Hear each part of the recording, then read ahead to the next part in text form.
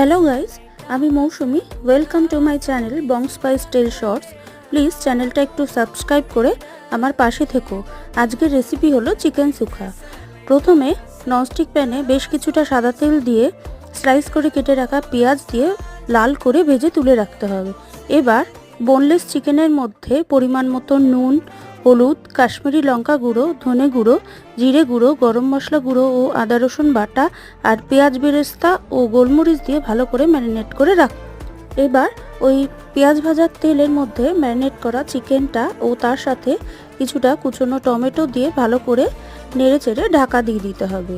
চিকেনটা সেদ্ধ হয়ে গেলে ওপর থেকে কুচনো ধনে পাতা আর কাঁচা লঙ্কা দিয়ে মিশিয়ে নিলেই তৈরি হয়ে যাবে আজকের চিকেন সুখা। রেসিপিটা যদি ভালো লাগে তাহলে অবশ্যই একটা লাইক কমেন্ট করো। তাহলে আজকের মতো আসি, টাটা।